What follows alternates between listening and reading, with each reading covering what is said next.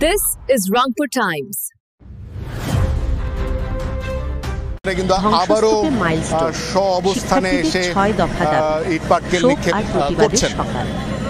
Milestone দুর্ঘটনায় সারাদিনের update যদি দেই তাহলে শিক্ষার্থীদের যে দাবি ছিল সেই দাবির শিক্ষা সচিবের প্রত্যাহার বলতে হবে যে আজ বিকেলে রাজধানীর শিক্ষা উপদেষ্টার পদত্যাগের দাবিতে তারা কিন্তু সচিবালয়ের সামনে অবস্থান করে এবং সচিবালয়ের সবগুলো গেট তারা অবরোধ করে দেয় এবং ভেতর থেকে বাইরে প্রবেশ করার এবং বাইরে থেকে ভেতরে প্রবেশ করার সকল পথ বন্ধ হয়ে যায়। বাংলাদেশ সচিবালয় পরবর্তীতে সেখানে শিক্ষার্থীরা সচিবালয়ের সামনে বিক্ষোভ ও প্রবেশ শিক্ষা উপদেষ্টার পদত্যাগের জন্য 1 ঘন্টার আলটিমেটাম দেন এবং সেই আলটিমেটাম প্রতিষ্ঠান থেকে শিক্ষার্থীরা পার হওয়ার পরপরই আমরা দেখেছি যে শিক্ষার্থীরা দল বেঁধে সেই বিক্ষোভ শুরু করলে গেট টপকে গেট খুলে ভেতরে প্রবেশ করেন এবং সচিবালয়ের সেখানে শত শত শিক্ষার্থী ভেতরে প্রবেশ করেন।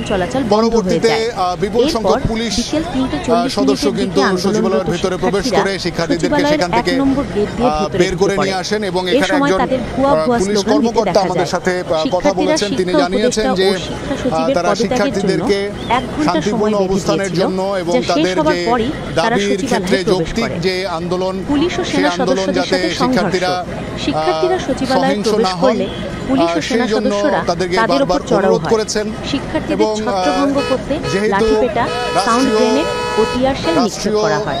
এতে বেশ কয়েকজন শিক্ষার্থী আহত হবার খবর পাওয়া গেছে। শিক্ষা সচিবের প্রত্যাহার। এই উত্তেজনার মধ্যেই বিকেল ৩:৫৩ তথ্য উপদেষ্টা মাহফুজ আলম ফেসবুক স্ট্যাটাসে জানান, শিক্ষা মন্ত্রণালয়ের সিনিয়র সচিব সিদ্দিক জুবায়েরকে প্রত্যাহার করা হয়েছে। এই ঘটনা প্রমাণ করে মাইলস্টোন স্কুল অ্যান্ড কলেজের দুর্ঘটনার প্রেক্ষিতে শিক্ষার্থীদের মধ্যে তীব্র অসন্তোষ বিরাজ করছে এবং তারা দ্রুত বিচার ও কর্তৃপক্ষের জবাবদিহিতা চাইছে। Rangpur Times. Stay informed with Rangpur Times.